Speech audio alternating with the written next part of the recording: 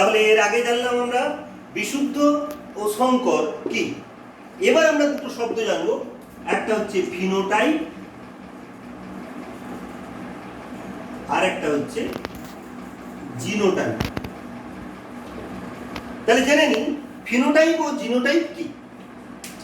দেখো, আমাদের জীবেদের যেসব বৈশিষ্ট্যগুলো বাইরে প্রকাশিত হয়, আমাদের যেসব বৈশিষ্ট্যগুলো বাইরে থেকে আমরা দেখতে পাবো, বাহ্যিক বৈশিষ্ট্যগুলো, সেগুলোকেই বলবো কি আমরা ফিনোটাইপ।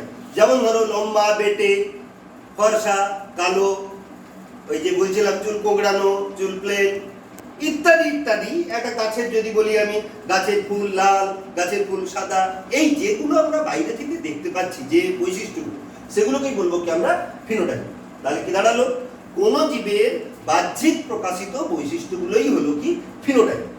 এবার প্রশ্ন হচ্ছে, যে বৈশিষ্ট্যই প্রকাশিত হোক না বাইরে, সেটা কে নিয়ন্ত্রণ করে? জিন নিয়ন্ত্রণ করে। তাহলে কোন জীবের এই ফিনোটাইপ বৈশিষ্ট্যগুলো যে জিন দ্বারা নিয়ন্ত্রিত হয়, তাকে উপস্থাপন করাই হচ্ছে কিনা জিনোটাইপ। কোন জীবের ফিনোটাইপিক বৈশিষ্ট্য যে জিন দ্বারা উপস্থাপিত হয়, তাকেই আমরা বলবো কিনা জিনোটাইপ। যেমন ধরো, যদি বলি আবার মোটর গাছ, যদি বলি ধরো লম্বা মোটর গাছ, তাহলে কি বললাম? লম্বা মোটর গাছ হতে পারে। বেটে বা খর্ব মোটর গাছ, তাহলে দেখো লম্বা আর খর্ব এই দুটোই হচ্ছে কিনা ফিনোটাইপ। অন্যদিকে জিনোটাইপ কি হবে না, আমি লম্বা বৈশিষ্ট্যটাকে আমি তার কোন জিন সেটা নিয়ন্ত্রণ করে তাকে আমি উপস্থাপন করব, যখন তাকে কি দেখাবো? বড়টি বড়টি, অথবা কি দেখাবো? অথবা দেখাবো বড়টি ছোটটি। তাহলে দেখো, লম্বা বৈশিষ্ট্যটা আমরা প্রকাশ করলাম জিন দ্বারা, তাহলে এটা হচ্ছে জিনোটাইপ, জিন দ্বারা যেটা প্রকাশ করছি। আর যেটা বাইরে প্রকাশ হচ্ছে এটা হচ্ছে কিনা ফিনোটাইপ। একই রকম করে ধরো খর্ব, খর্বকে কি দেখাবো না, এটাকে জিনোটাইপ দেখাবো, ছোটটি ছোটটি। বোঝা গেছে বিষয়টা? তাহলে কি দাঁড়ালো, কোন জীবের বাইরে প্রকাশিত বৈশিষ্ট্য হচ্ছে ফিনোটাইপ, আর তার জিন নিয়ন্ত্রিত বৈশিষ্ট্যের যে প্রকাশ, তাকেই বলবো কিনা আমরা তোমার হচ্ছে জিনোটাইপ। এর বিস্তৃত ব্যাখ্যা যখন আমরা বিভিন্ন মেন্ডেলের পরীক্ষা ইত্যাদি করবো, তখন আমরা এটা জানতে পারবো। এরপর আমরা সংকরায়ন জিনিসটা জানবো। সংকরায়ন বা ইংরেজিতে বলা হয় হাইব্রিডাইজেশন। সংকরায়ন বা হাইব্রিডাইজেশন কি? যখন দুটো জীব, একই প্রজাতির বা নিকট সম্পর্কযুক্ত প্রজাতির দুটো জীবের মধ্যে একটা নির্দিষ্ট চরিত্রকে আমরা পছন্দ করে বা নির্দিষ্ট চরিত্রকে পছন্দ করার পর তাদের মধ্যে যদি যৌন জনন ঘটায়, তখন তাকে কি বলবো আমরা? সংকরায়ন। একটা জীব এবং আরেকটা জীব দুটোই একই প্রজাতিভুক্ত হতে হবে, অথবা একদম নিকট প্রজাতির দুটো জীব হতে হবে, যাদের মধ্যে আমরা যদি যৌন জনন ঘটাতে পারি, তখন তাকে বলবো কি আমরা? সংকরায়ন। যেমন মনে করো, আমি যদি একটা বিশুদ্ধ লম্বা মোটর গাছের সঙ্গে একটা যদি বিশুদ্ধ খর্ব বা বেটে মোটর গাছের যদি আমি সংকরায়ন করাই, সংকরায়ন করাই মানে কি? এদের মধ্যে যৌন জনন ঘটাবো। এর পরাগরেণু মনে করো, আর এর মনে করো তোমার হচ্ছে ডিম্বাণু। তাদের মধ্যে যদি আমি পরাগযোগ ঘটাই, তাদের মধ্যে যদি যৌন জনন ঘটাই, তখন কি হবে? তখন ঘটনাটাকে বলবো কি আমরা? সংকরায়ন। এবার সংকরায়ন জানার পরে আমরা দুরকম সংকর জীবের কথা বলবো, দুরকম সংকর জননের কথা বলবো। একটা হচ্ছে এক সংকর জনন, এক সংকর জনন, আরেকটা হচ্ছে দ্বিসংকর জনন। দ্বিসংকর জনন ঘটনাটা কি? এক সংকর জনন যখন বলবো, তখন মনে রাখবে সংকরায়ন আগে আমরা জানলাম। এবার এক সংকর যখন বলছি, প্রথম বক্তব্য সেটা হচ্ছে এক চারিত্রিক বৈশিষ্ট্য সম্পন্ন, একই প্রজাতির এক চারিত্রিক বৈশিষ্ট্য সম্পন্ন এক জোড়া, এক চারিত্রিক বৈশিষ্ট্য সম্পন্ন এক জোড়া বিপরীত প্রলক্ষণযুক্ত জীবের মধ্যে যদি আমরা সংকরায়ন করাই, তখন সেটা কি হবে? এক সংকর জনন। আমি বললাম যে কথাটা এক চারিত্রিক বৈশিষ্ট্য, মানে এটা কিরকম? ধরো মোটর গাছ, তার দৈর্ঘ্যটা হচ্ছে কিনা তার একটা চরিত্র। এই দৈর্ঘ্যে এক জোড়া বিপরীত বৈশিষ্ট্য কিরকম? একটা হচ্ছে তার লম্বা, একটা হচ্ছে তার বেটে। তাহলে একই প্রজাতির দুটি ভিন্নধর্মী জীব, তাদের চরিত্র একটা, কিন্তু দুটো বিপরীত প্রলক্ষণ যুক্ত যদি হয় তাদের মধ্যে সংকরায়ন করালে তখন তাকে বলবো এক সংকরজনক। উল্টো দিকে যদি কোনো একটা প্রজাতির জীবের দুটি বিপরীতধর্মী জীব তাদের দুজোড়া বিপরীত প্রলক্ষণযুক্ত বৈশিষ্ট্যের মধ্যে যদি সংকরায়ন ঘটানো হয় তখন সেটা কি হবে? দ্বিসংকরজনক। যেমন ধরো এখানে আমি বলছিলাম মটর গাছের কি বৈশিষ্ট্য নিয়েছিলাম? শুধু দৈর্ঘ্য। মনে করো আমি এখানে নিলাম মটর গাছের দৈর্ঘ্য, এটা একটা নিলাম, আর মনে করো তার বীজপত্রের রং, বীজপত্রের রং। তাহলে দেখো দুটো চরিত্র হলো, দ্বিচারিত্রিক বৈশিষ্ট্য, একটা হচ্ছে দৈর্ঘ্য আর একটা হচ্ছে কি বীজপত্রের রং। দৈর্ঘ্য কত রকমের দেখলাম? দু রকমের দেখলাম, একটা হচ্ছে লম্বা আর একটা হচ্ছে খর্ব। আর বীজপত্রের রং তার দু রকমের হয়, একটা হচ্ছে হলুদ আর একটা হচ্ছে তার সবুজ। তাহলে দেখো এখানে তাহলে আমরা কি করব? মনে করো একটা গাছ নিলাম যেটি লম্বা, যেটি হচ্ছে লম্বা আর হচ্ছে হলুদ রঙের বীজপত্র যুক্ত। এর সঙ্গে যদি ক্রস করাই, দেখো দুটো চরিত্র হলো, এর সঙ্গে যদি ক্রস করাই একটা খর্ব বা বেটে এবং তার সঙ্গে বীজ নিলাম মনে করো সবুজ, সবুজ রঙের বীজপত্র যুক্ত জীব, তাহলে এইরকম দুটো মোটর গাছে যদি করাই তখন সেটা কি হবে? আমার দ্বিসংকর জনন। বোঝা যাচ্ছে? এক সংকর জননের এক চারিত্রিক বৈশিষ্ট্য, দ্বিসংকর জননের দ্বিচারিত্রিক বৈশিষ্ট্য। স্বাভাবিকভাবে সেখানে এক জোড়া বিপরীত প্রলক্ষণ হবে আর এখানে হবে কিনা দু জোড়া বিপরীত প্রলক্ষণ। বোঝা গেছে?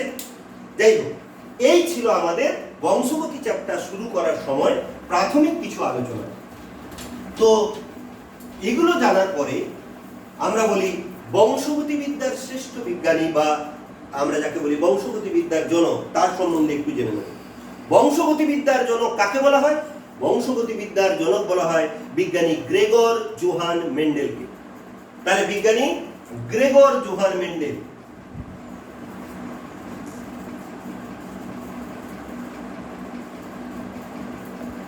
মেন্ডেল, এই যে বিজ্ঞানী গ্রেগর জোহান মেন্ডেল, তিনি 1822 সালে অস্ট্রিয়াতে জন্মগ্রহণ করেন। 1843 সালে তিনি চেকোস্লোভিয়াতে যান, সেখানে আগাস্টিনিয়ান চার্চে তিনি যাজক রূপে জয়েন করেন। তিনি ছিলেন একজন ধর্ম যাজক। সেখানে যে খ্রিস্টানদের যে গির্জা থাকে তিনি সেখানে যাজক হিসেবে ছিলেন। মজার জিনিস হচ্ছে সেখান থেকে আজ তিনি বিশ্ববিখ্যাত বিজ্ঞানী, সারা পৃথিবীর ছাত্রছাত্রীরা তাকে কিন্তু নিয়ে পড়াশোনা করেন। তিনি ওই চার্চের বাগানে মিষ্টি মটর গাছ পাইসাম স্যাটিভাম তাকে নিয়ে তিনি কি করেছিলেন? কাজ করেছিলেন। এবং কাজ করার পর তার যে গবেষণা লব্ধ যে ফলাফল সেটা জার্মানির একটা বিখ্যাত জার্নালে কি হয়? প্রকাশিত হয়। একটা বিখ্যাত বিজ্ঞান পত্রিকাতে সেটা কি হয়? প্রকাশিত হয়। বিজ্ঞানী গ্রেগর জোহান মেন্ডেল প্রথম ব্যক্তি, তার আগে অনেকে কাজ করেছেন। গস বলে একজন বিজ্ঞানী, তিনি মোটর গাছ নিয়ে তিনিও কাজ করেছেন, কিন্তু তিনি সাফল্য পাননি। কিন্তু মেন্ডেলই প্রথম ব্যক্তি যিনি মোটর গাছের উপর পরীক্ষা করে বংশগত বৈশিষ্ট্য কিভাবে এক জনু থেকে অন্য জনুতে সঞ্চারিত হয় তার সুস্পষ্ট একটি রূপরেখা দিয়েছিলেন এবং তার নিরিখে তিনি সূত্র উত্থাপন করেছিলেন, যে জন্য আমরা মেন্ডেলকে কি বলি? বংশগতি বিদ্যার জনক। এসো আমরা জেনে নিই যে মেন্ডেল কিভাবে তার এই বংশগতির পরীক্ষা করেছিলেন। আমি আগেই বলেছি তিনি পরীক্ষাগুলো করেছিলেন কার উপরে? তিনি পরীক্ষাগুলো করেছিলেন মোটর গাছের উপর। মোটর গাছের বিভিন্ন চরিত্র তিনি পছন্দ করেছিলেন। ঘটনা হচ্ছে মোটর গাছকে তিনি বহু জনু ধরে, প্রায় 83 বহু জনু ধরে তিনি কি করেন? তার স্বপরাগযোগ ঘটান। উভয় লিঙ্গ, সুতরাং তার কি করেন না তোমার স্বপরাগযোগ ঘটান। এই স্বপরাগযোগ ঘটাতে ঘটাতে তিনি কি করেন? পিওর বা বিশুদ্ধ বৈশিষ্ট্যযুক্ত, বিশুদ্ধ প্রলক্ষণযুক্ত এরকম মোটর গাছ তিনি উৎপন্ন করতে পারেন। যে মোটর গাছ তিনি উৎপন্ন করেন সেই মোটর গাছের 7 জোড়া বিপরীত বৈশিষ্ট্য তিনি কি করেছিলেন? বিপরীত বিশুদ্ধ বৈশিষ্ট্য তিনি কি করেছিলেন? পছন্দ করেছিলেন। এই যে 7 জোড়া বিপরীত বৈশিষ্ট্যযুক্ত মোটর গাছ পছন্দ করেছিলেন, তার এক একটা চরিত্র নিয়ে, 7 জোড়ার মধ্যে এক জোড়া নিয়ে, এক একটা চরিত্র নিয়ে তিনি কি করেছিলেন? তাদের সংকরায়ন করছিলেন। এই সংকরায়ন করার জন্য তিনি তার দুরকম পরাগযোগ তিনি করেছিলেন, একটা হচ্ছে স্বপরাগযোগ, একটা ইতর পরাগযোগ। তোমরা আগের চ্যাপ্টার জননে সেটা পড়ে এসেছো। তো এই ইতর পরাগযোগ ঘটানোর জন্য, যাতে গাছের মধ্যে ইতর পরাগযোগ ঘটানো যায়, বিশুদ্ধ গাছের মধ্যে ইতর পরাগযোগ ঘটানো যায়, সেজন্য বা সংকরায়ন ঘটানো যায়, সেজন্য তিনি কতগুলো স্টেপ অনুসরণ করেছিলেন। কি কি স্টেপ অনুসরণ করেছেন শুনুন। তাহলে তার এই মটর গাছের মধ্যে ইতর পরাগযোগ ঘটানোর জন্য তিনি কতগুলো ধাপ অনুসরণ করেছিলেন। 1 নম্বর ধাপ ছিল ইমাস্কুলেশন। ইমাস্কুলেশন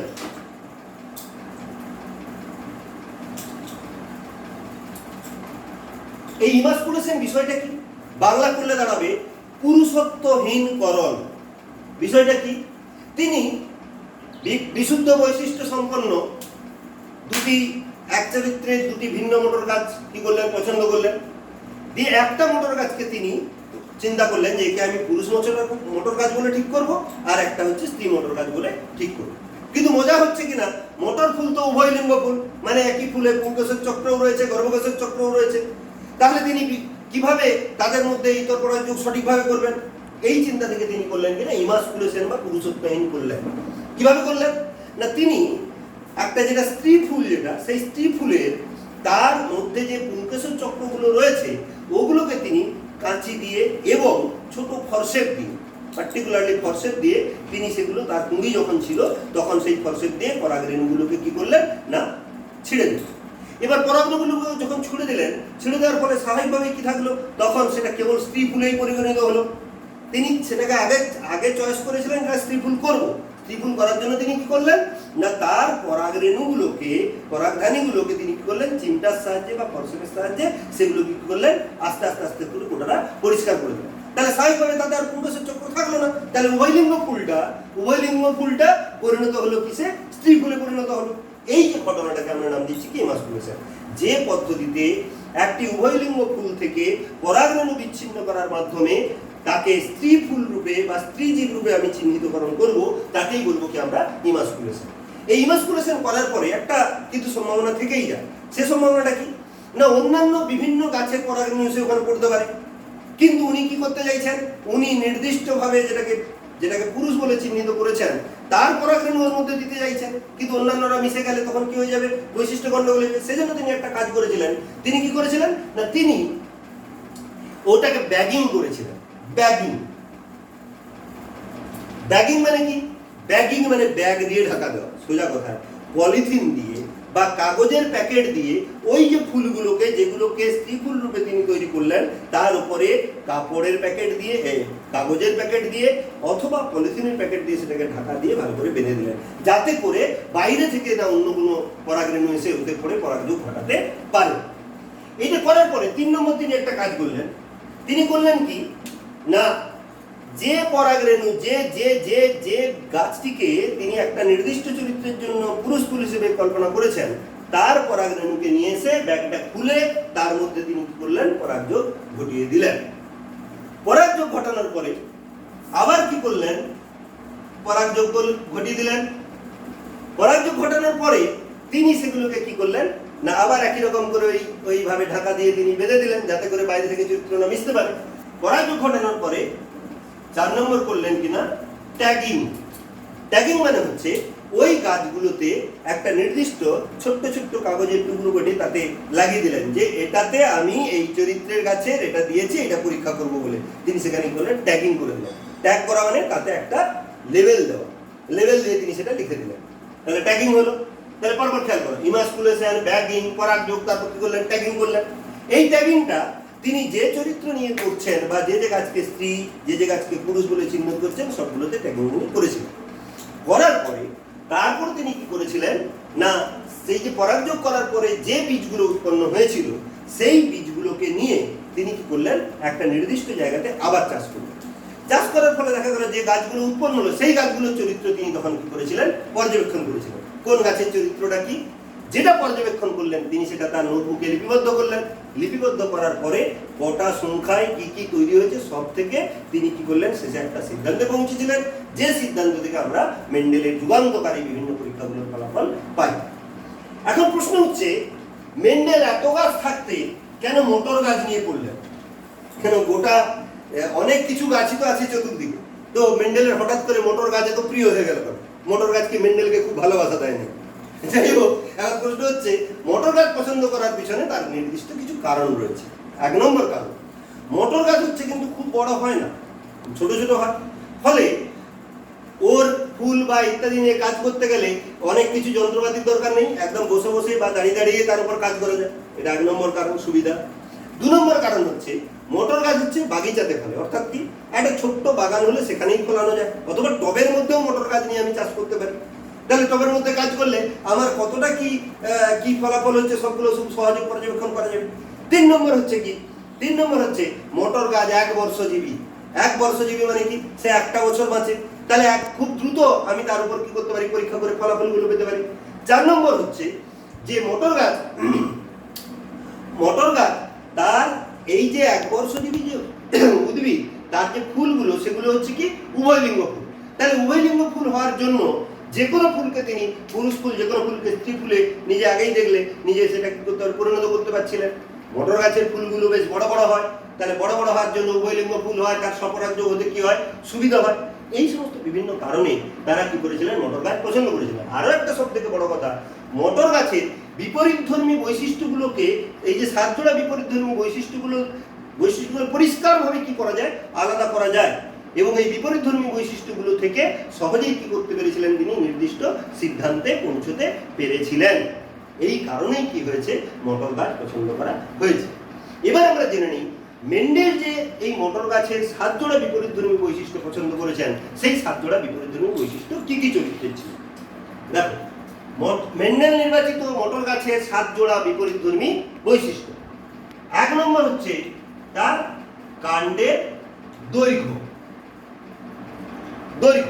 দৈর্ঘ্যটা কেমন, অনেকবার আলোচনা করেছি, এর আগে বলতে বলতেই বলে গেছি। একটা হচ্ছে লম্বা, আরেকটা হচ্ছে খর্ব। দীর্ঘ আর খর্ব, লম্বা আর বেটে। এখন এই লম্বাটাকে বলছি কি আমরা প্রকট বৈশিষ্ট্য, আর খর্বটাকে আমরা কি বলছি, এটাকে বলছি প্রচ্ছন্ন বৈশিষ্ট্য। অর্থাৎ লম্বাটা হচ্ছে প্রকট আর খর্বটা হচ্ছে কিনা প্রচ্ছন্ন বৈশিষ্ট্য। এই লম্বা বৈশিষ্ট্যটাকে আমরা যে অ্যালিল দিয়ে সূচনা করি সেটা হচ্ছে বড়টি, আর খর্বটাকে সূচনা করি যে অ্যালিল দিয়ে সেটা হচ্ছে ছোটটি। এটা গেল কাণ্ডের দৈর্ঘ্য। 2 নম্বর হচ্ছে তার ফুলের বর্ণ। ফুলের বর্ণ কিরকম হতে পারে, ফুলের বর্ণ 2 রকম হতে পারে। একটা হচ্ছে বেগুনি, এটা প্রকট বৈশিষ্ট্য, এটাকে আমরা ডিনোট করি বড়সি দিয়ে। আরেকটা হচ্ছে সাদা, এটাকে ছোট সি দিয়ে বলি, এটা হচ্ছে প্রচ্ছন্ন বৈশিষ্ট্য। 3 নম্বর হচ্ছে তার বীজপত্রের বর্ণ। বীজপত্রের বর্ণ কিরকম হয়, সেটা প্রকট বৈশিষ্ট্য হচ্ছে হলুদ, এটাকে বড় ওয়াই দিয়ে সূচিত করা হয়। আরেকটা হচ্ছে সবুজ, এটাকে সূচিত করা হয় ছোট ওয়াই দিয়ে। 4 নম্বর হচ্ছে বীজের আকৃতি।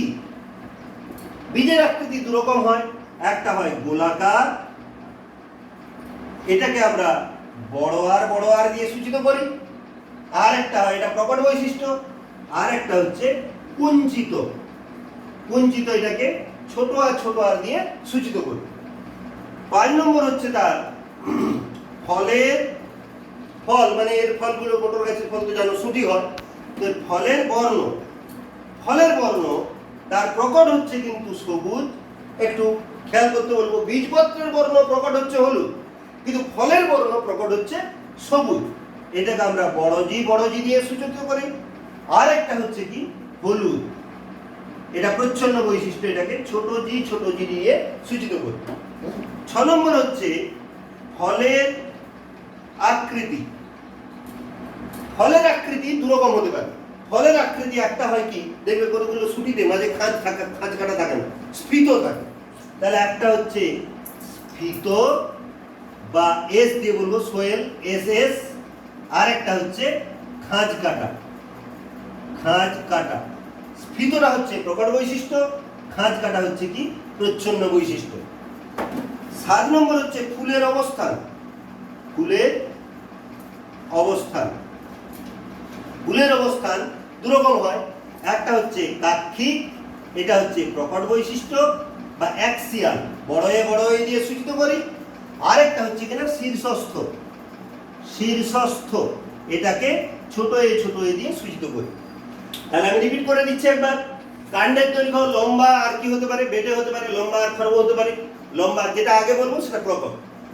ফুলের বর্ণ বেগুনি সাদা, বীজপত্রের বর্ণ হলুদ সবুজ, বীজের আকৃতি গোলাকার কুঞ্চিত, ফলের বর্ণ সবুজ হলুদ, ফলের আকৃতি স্ফীত খাঁজকাটা, আর ফুলের অবস্থান কাক্ষিকা শীর্ষস্থ।